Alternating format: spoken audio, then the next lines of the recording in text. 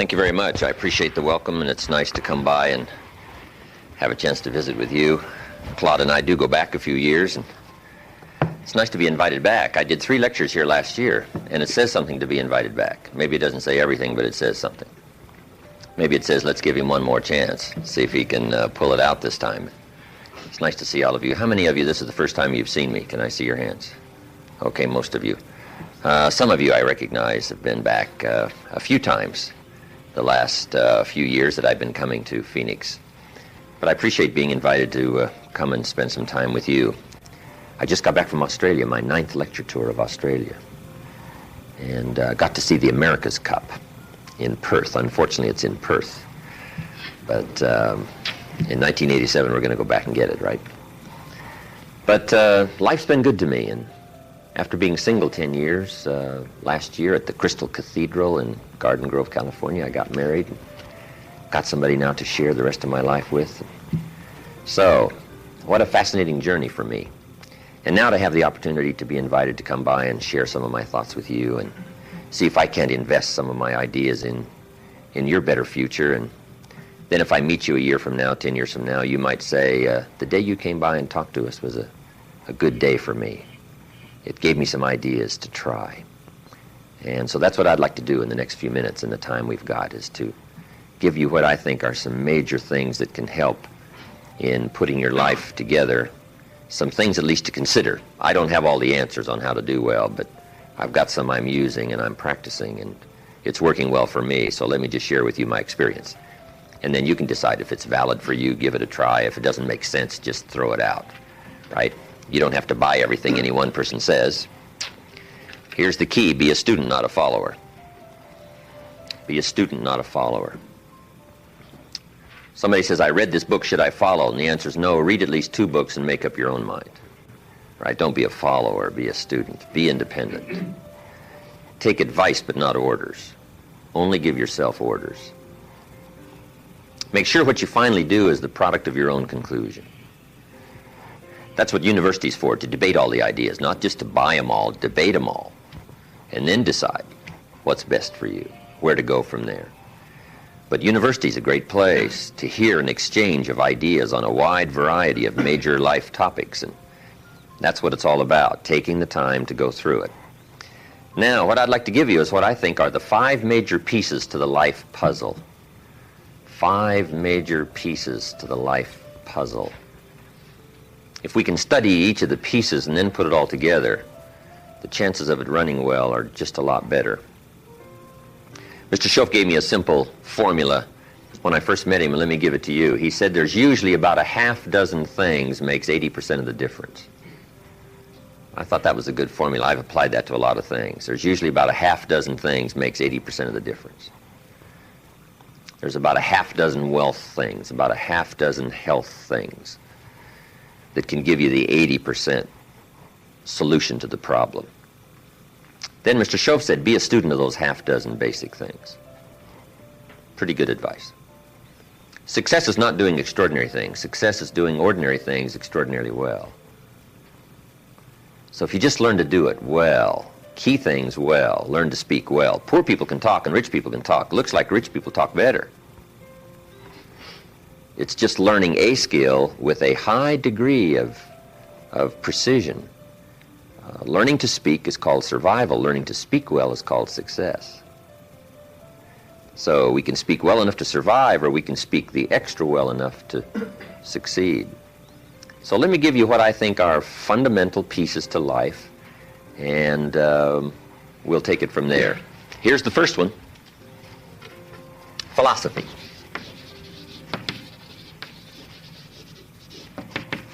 Pretty well-known word on a university campus, philosophy. Philosophy, in very simple terms, is simply what you know. And what you know greatly affects how your life works out.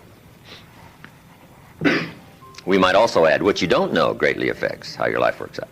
The idea you miss could be the missing number in trying to put the numbers in the lock. So, what you don't know will hurt you, to correct an old cliche. And to correct another one, ignorance is not bliss. Right? It's important to know. It's important to get the information. Now, we do something very important with what we know. We weigh it. That's another good word. We weigh. In our leadership series, we teach aspiring entrepreneurs, weigh everything before you do it, before you buy it, before you try it. Make sure you weigh it. Everything you get ready to do, you got to decide whether it's a major or a minor, and you don't want to give minor things major time. You don't want to give something insignificant significant amounts of your energy. So we simply use the phrase, weigh before you pay. Sophisticated people learn to weigh everything. And what we all need is a good set of mental scales to weigh everything. What if you got information and your mental scales were off and insignificant things to you were significant? Wouldn't that be a major handicap the rest of your life? When you weighed something, important things weighed unimportant, we would call that a great handicap. So it's very important to weigh everything properly, and that's the reason for sermons and songs and lyrics and lectures and seminars and conversations and professors and teachers. It's one of the reasons why we converse with each other, and we debate and we think about and we ponder and we perceive and we weigh and we try to find out where the values are. Because you don't want to proceed and give big chunks of your life to something that's insignificant. Okay? So we get information, we weigh it, then we come to conclusions.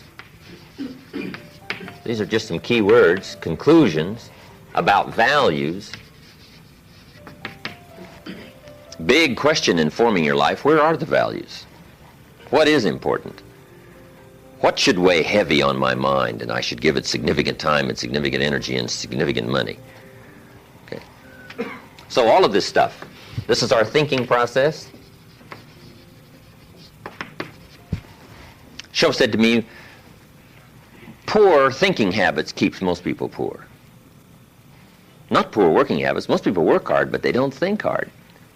They don't use their mind to really try to perceive where the values are so that they don't waste any time. It's easy to spend big chunks of your life on insignificant things, unless you can weigh it better. Our mind. So all of this stuff is called major. It's one of the major pieces of the life puzzle. What you think about, knowledge, how you weigh it, the conclusions you come to, the values you've perceived, thinking. If you really want to help somebody change their life, you have to start changing their mind, change their philosophy, change how they think. Somebody says, well, just motivation, that'll do. And the answer is no, motivation won't do it. If a guy's an idiot and you motivate him, you got a motivated idiot. Right? Say, no, that's not what it takes. Now, it's very easy to make errors in judgment.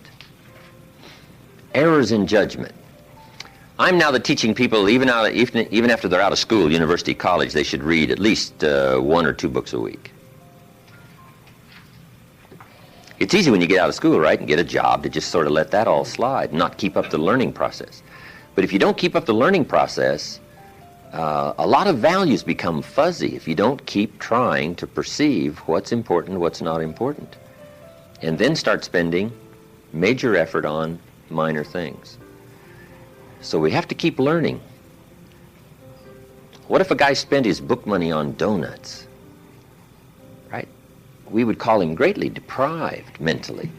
In 10 years, the guy's bought 2 tons of donuts and only 2 books. Right? Mostly with pictures. Right? And he wonders why his life isn't working well. Reason. After he got out of school, he didn't keep up the flow of ideas that can help to refine your business and help to refine your decisions and help you come to better conclusions. You've got to keep up the learning curve, even after you're out of school, to make sure that you're not making errors in judgment. The reason why most people wind up average at age 40 instead of rich is simply an error in judgment about what to do with your money. What would you suggest a 15-year-old start as a plan to do with their money so that by 40 they're rich instead of average? You've got to have a good plan, right? If you start making errors early with your money, those errors can make your life mediocre instead of rich. You wind up with pennies instead of fortune. And you wind up with crumbs instead of a feast, simply because early you made errors on what to do with your money. The guy says, well, it's only $10. So what does it matter what I do with it? And the answer is, That's when it really matters, is when you don't have much. The guy says, oh, if I had a fortune, I'd really take good care of it, but I've only got a paycheck, so I don't know where it goes. We call those great errors in judgment. It's so important to make sure you've got a good plan when the amounts are small. But it's easy to make errors. It's easy not to know. It's easy to miscalculate. And if you miscalculate, some things keep adding and adding and adding. I got a good phrase for you. Life is accumulative. Good phrase to know. Life is accumulative. Our errors either accumulate into what we don't get, or our wise decisions accumulate into what we do get. Now, the key is to correct the errors as early as possible.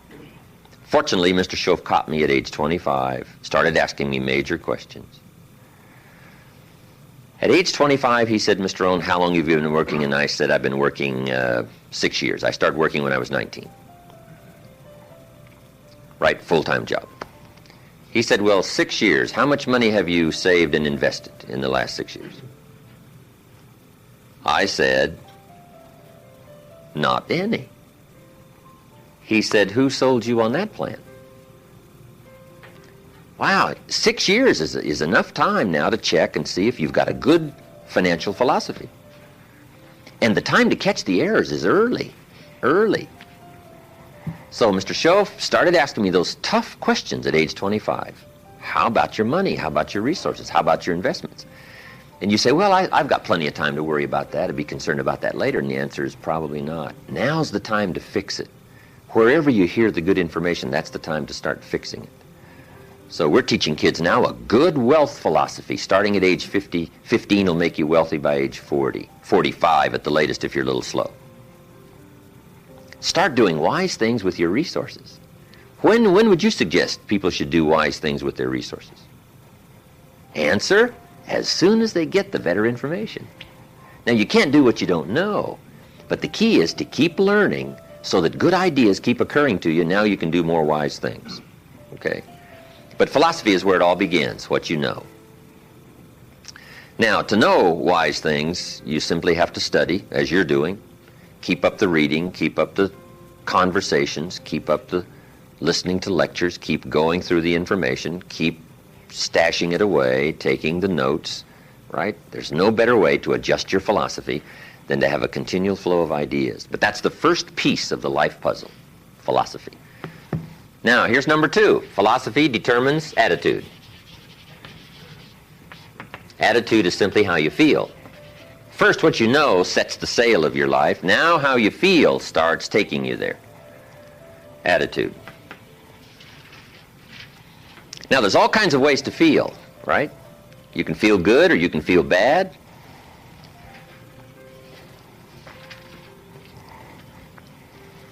Here's one attitude. If this is all they pay, I'm not coming early and I'm not staying late on the job. That's an attitude, right? If this is all they pay, I don't come early and I don't stay late. Now, do you suppose that attitude, if you carried it through the rest of your life, do you suppose that attitude would greatly affect your life as the years unfold? The answer is overwhelmingly, of course. Here's another attitude. No matter what they pay, I always come early and I always stay late to invest in my own future. Isn't that fascinating? Attitude is by choice. You can either choose to come early or you can choose to come late. You can either choose to leave early or you can choose to stay late. Attitude's a matter of choice. Now, to make wise choice, we need educated attitudes. Emotions must go to school to learn where the values are. Okay? Good phrase. Emotions must go to school.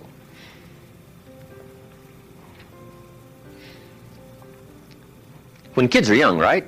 A 3-year-old, falls on the floor and kicks his feet and screams. We say, well, that's okay when you're 3, but it isn't okay when you're 30. Right? As a little kid, right, you can retaliate and punch somebody out, but when you're 23, we say, no, you got to learn now to take that emotion and send it to school and find out where the values are. It's okay to feel strong, But you've got to learn to restrain yourself in a society if you want life to go well for you.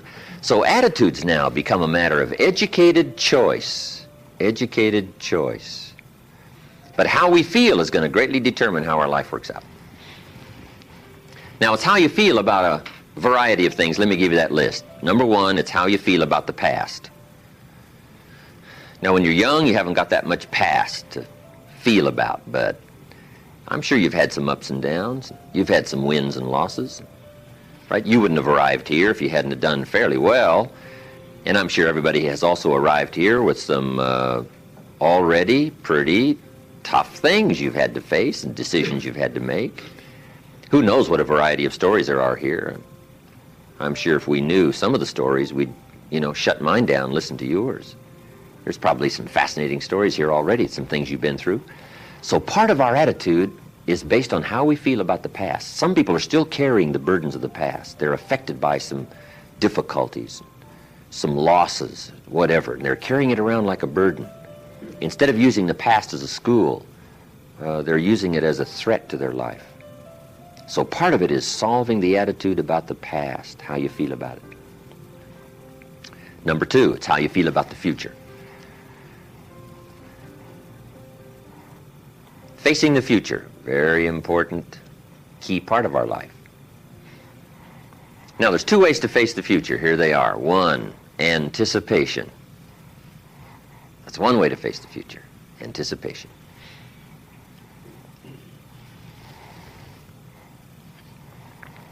Here's the other way, apprehension.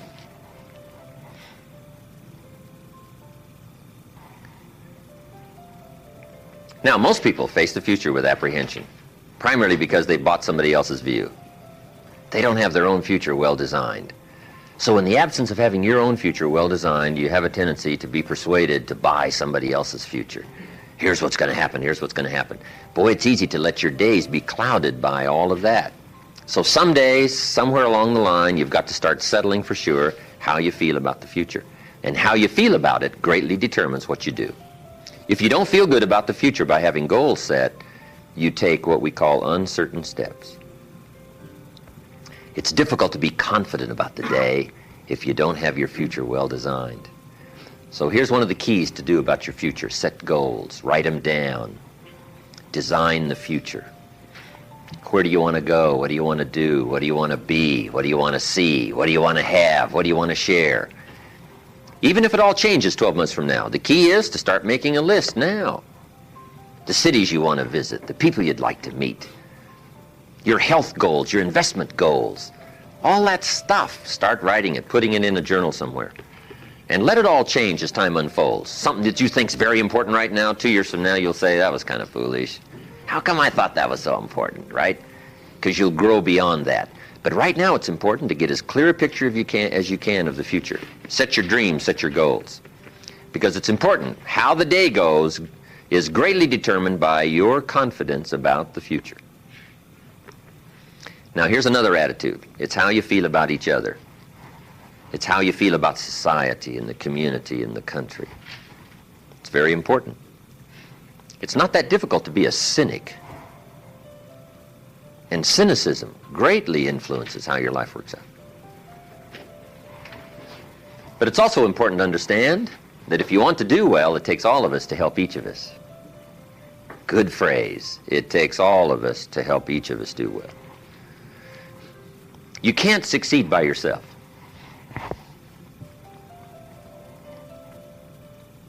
It's hard to find a rich hermit.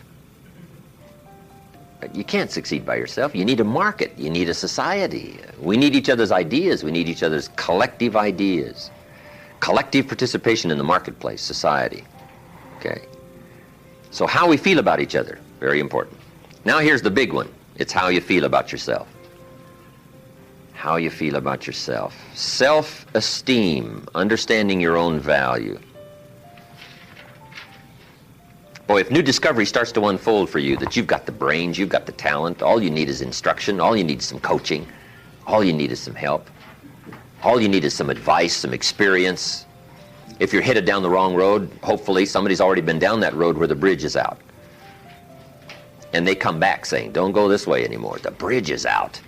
So we take somebody else's advice and we say, wow, I'm glad you came along. I'm heading down this road.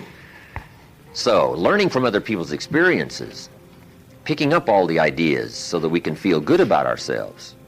You've got the talent, you've got the skill. That's what university's for, school is for, is to help guide all this available potential. And there isn't anybody here that hasn't got the potential to become wealthy and powerful and sophisticated and influential and live uniquely. That's all within all of your reach. Some people live unfortunate lives of tragedy and despair, but that's not here. You've become those few percentage points that have the unusual gift of association and awareness and exposure to the best that the country has to offer. And here you are at a well-known university with all the chances and all of the opportunities within your reach, and with your brains and with your potential and your power and your drive and your incentives, no telling what miracles you can go do and what unique things you can accomplish. You'll look back on these days saying, those were good days that exposed me to ideas and philosophies and people and gave me chances and opportunities to become somebody unique. But everybody here's got the potential, but you've got to feel that. You've got to think well about yourself. Now, self-esteem primarily comes from engaging in the disciplines that lead to value. Self-esteem comes from engaging in the disciplines that lead to value. We don't lack potential, but to bring value from potential, we need the disciplines. Now, one of the major things that makes us not feel good about ourselves is not engaging in the disciplines. If you keep letting yourself off the hook, or just ho-humming it and letting it all slide, then you don't feel good about yourself.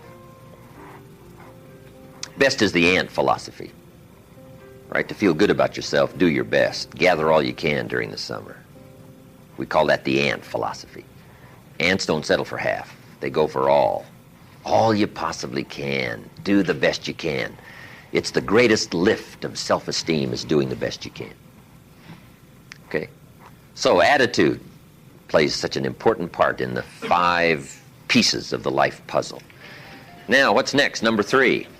First is philosophy. Second is attitude. Philosophy and attitude determines activity. Activity is what you do. Key phrase, success is a doing. You actually now have to do it. It seems as though God has designed that the major part of the value of our life is left to our own mental genius. You've got to decide what you want to become. Then you simply have to go do it, engaging in the disciplines. Now, the activity part is so important. How hard should you work when you get ready to labor, when you get ready to try to be successful in the marketplace? How many days should you spend? How hard should you work? Well, let me give you an Old Testament phrase to consider. It says, 6 days activity, 1 day rest. Now that's called a philosophy on activity. Right? What should be the ratio of rest to activity? Old Testament suggests 6:1. Now I know that goes back a long ways. Some people said, no, 6:1's old-fashioned. 5:2 is better. Well, you got to take a look at 5:2 and see if it's okay. You don't just want to buy somebody's philosophy without seeing if it leads to fortune, and if it leads to unique things, wonderful, it's probably good. But you have to check out if 5:2 is okay. Would 4:3 be better? I don't know. You got to check everything. I do know this, good phrase, don't rest too long. And the reason you can't rest too long is because we live in a push-shove world.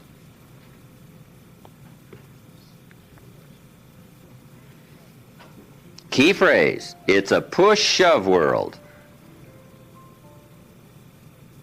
We live in a world of conflict, and the conflict, at the higher levels, it's called the conflict between good and evil. That's one way to describe it. It's the conflict between health and sickness. Health is simply conquering the territory and defending it against the encroachment of illness. Guess where illness always seems to be? Testing the outer edges of your health plan. It's push-shove world. So you can't relax too much, and you can't rest too long. If you rest too long, the weeds take the garden. And if you don't think so, we call you naive. I got a good point for you. Make rest a necessity, not an objective.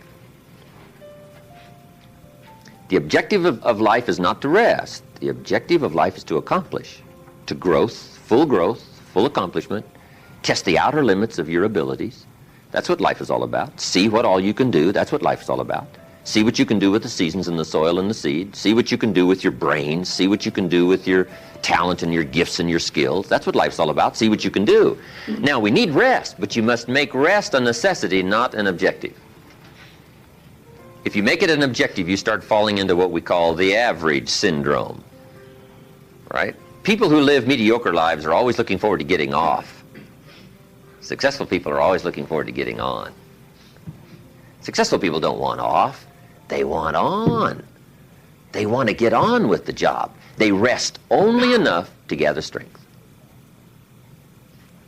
So consider that in your argument, in your debate on how hard should you work. Let me give you another Bible philosophy. My parents made sure I was a pretty good scholar by the time I was 18. And I'm an amateur on the Bible, but here's another good philosophy. Whatever your hands currently find to do, do it with all your might. Whatever you're doing, do it with all your might. We call that philosophy on activity. How hard should you work? As hard as you can in the time allotted to labor.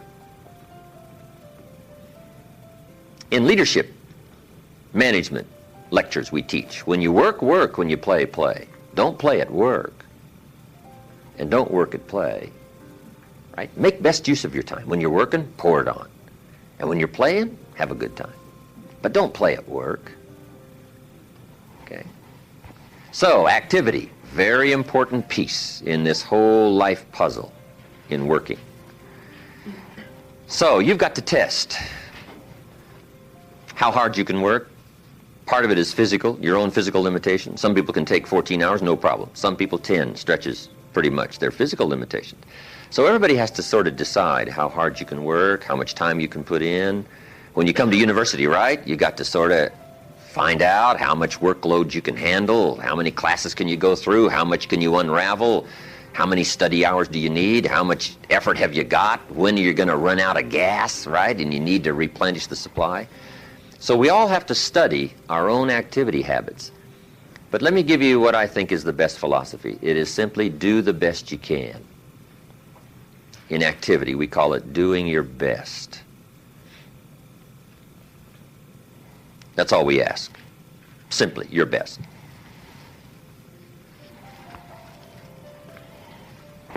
If you want to put together a championship team, one simple requirement for all those who participate, just do your best.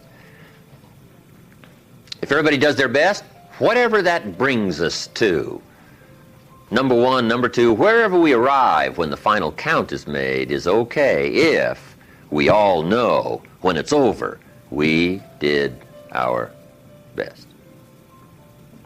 A man asked me one time, he said, I'm making about $50,000 a year, isn't that enough?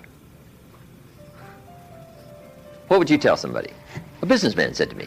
He said, my kids aren't starving, and he said, I got my bills paid, and he said, we're doing pretty good, and I'm making about $50,000 a year. Isn't that enough? He asked me. What do you suppose I told him? I said, yes, it's enough if it's the best you can do. We don't call an amount enough. We call your best enough. I said, if you're capable of making $500,000 a year and you make $50,000 a year, we call you loser. And we don't call you loser because of the difference between 50,000 and $500,000. We call you loser because you're not doing your best. If you do your best and you make $10,000 a year, that's enough. If you do your best and you make $1 million a year, that's enough. Enough is not the difference between 10,000 and 1 million. Enough is simply doing the best you can. So that's the key to the good life. When the day is finished, if you say, did I do my best? And if I'm not doing my best, why not? Have I got some errors in my philosophy that says, hey, half effort's okay, just slide by, ho-hum it, cross your fingers, and everything will work out, hopefully. Say, no, I don't want to take those kind of chances. I don't want to drift. Okay? So activity. Just put a big question mark on activity and say, here's a major piece of life to keep checking. Make sure I'm doing my best. That's all I require, my best. A group of psychiatrists asked me to come and lecture for them in Los Angeles one time, which I thought was interesting, since I only went to 1 year of college. And then in the middle of my lecture, I had the audacity to say, ladies and gentlemen, let me tell you what I think most messes with the mind. They said, what do you think most messes with the mind? I said, I think what most messes with the mind is simply doing less than you can. It sets up all kinds of psychic problems, doing less than you can. Guess when you really feel good about yourself? When you've done the best you can. You don't even have to win the full prize if you do the best you can. We call that the ultimate winning, doing the best you can. Wow, there's nothing like the soaring self-confidence that comes from putting out what we call full effort. In whatever you do, it's called full effort. Okay. So, activity. Now, activity leads to what? Number 4. Philosophy, activity, attitude leads to number 4. Results.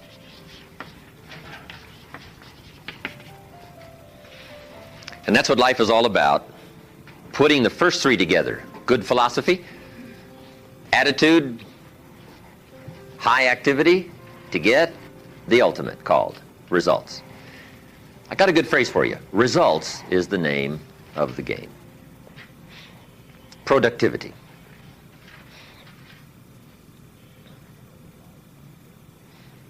Now, the challenge of life is a very simple phrase. Let me give it to you.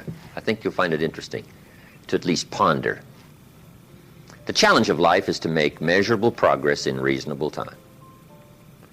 Measurable progress in reasonable time.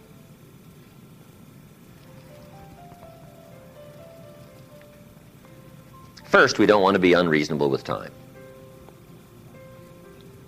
If you and I agree to do something, 5 minutes later I'm asking you, how are you doing? You say, I haven't left the building yet.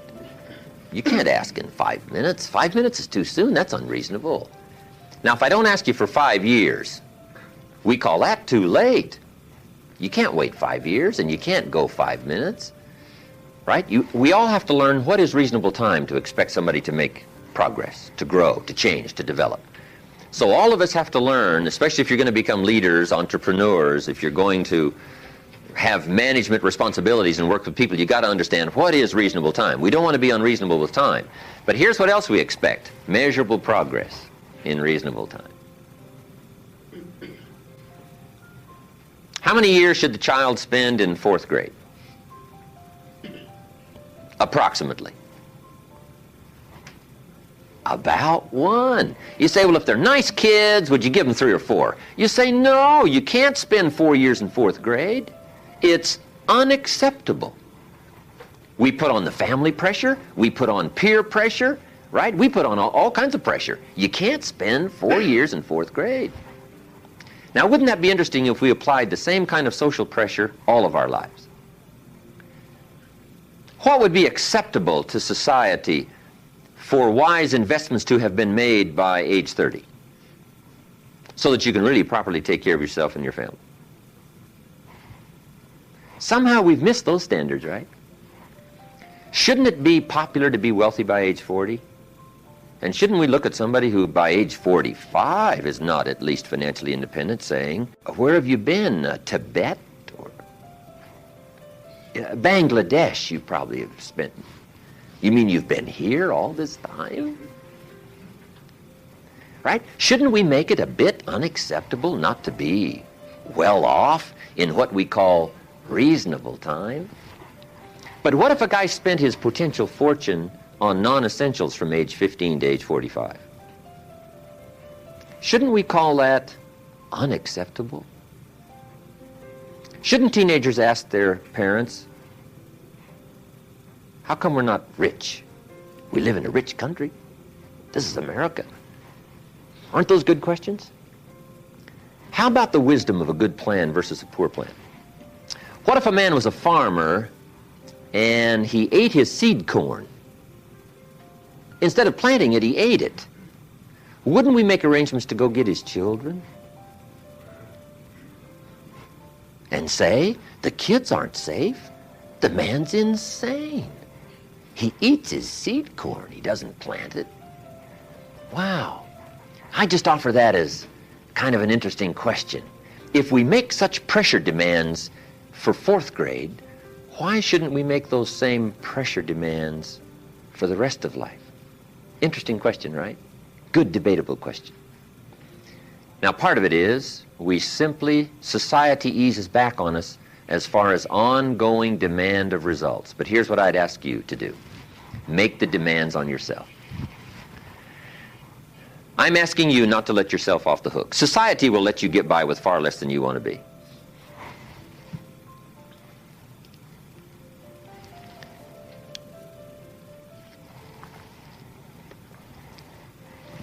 When you get out of university, how many books will the community demand that you read every month? Approximately. About none. So if you're going to do the extra reading, guess what? You've got to develop that philosophy and put that pressure on yourself. But what I'm asking you to do is take a good look at results. Now, another reason why we look at results at age 25, results at age 30 on a wide variety of things, health and wealth and culture and sophistication and lifestyle and uniqueness. We keep checking all those results. Here's why. To see if there's any errors in activity. Guess how easy it is to make errors in activity? It's easy. We teach in our leadership series, don't mistake movement for achievement. Boy, sometimes it's easy to be faked out by being busy. The guy's busy 10 hours a day, but he's going in figure eights. The guy's not making progress. He's stalled, but he's busy. And he thinks being busy is going to do it. Say, no, you got to be busy doing the right things. So maybe you need activity fixed. Maybe you need attitude fixed. Who knows? The guy who says, since they don't pay well, I come late and leave early. We say, John, that's going to affect you all your life. And you've probably got the results to show it. Or maybe we need a correction of philosophy. That's why we check results. Now, here's the last piece in the life puzzle. It's called lifestyle. Lifestyle is simply how you choose to live.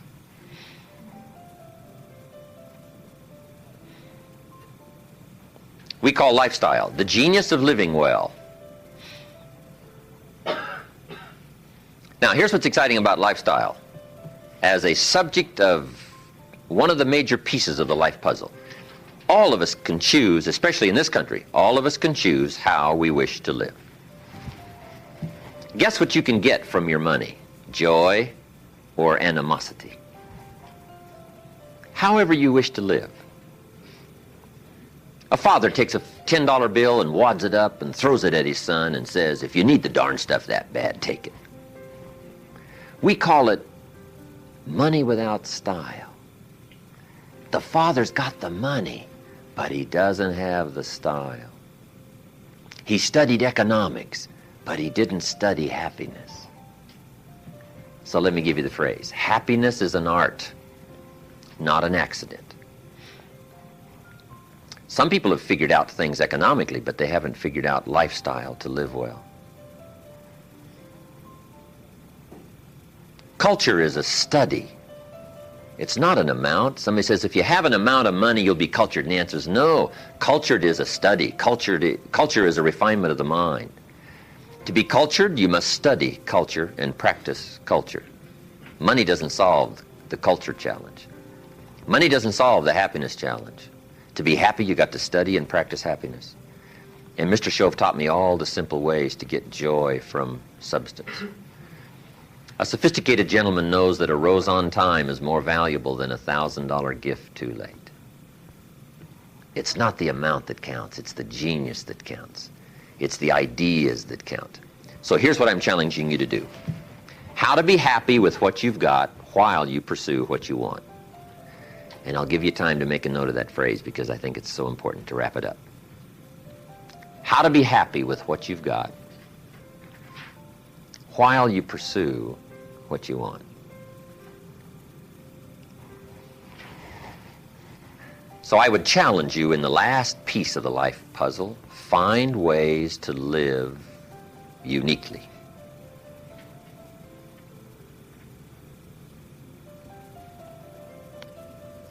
Now, if you look at your life on all these 5 pieces, this is why I'm asking you to just go back through and review these notes. How am I doing on philosophy? Are there some things I don't know? Am I making some errors in judgment that's going to bring me to no good end, right? 3 years from now, 5 years from now. Key phrase, 10 years from now you will arrive. The question is where? Good question, where? And the follow-up is, now's the time to fix the next 10 years. Now's the time to fix the next 10 years. And hopefully, with the discussion of these 5 subjects, we've given you some viewpoints, at least from my experience. And hopefully I've done a little coaching here today, and you can take these subjects and debate them and talk about them and think about them, and they'll help you with life in the future. Thank you for your attention. I appreciate you inviting me to come by.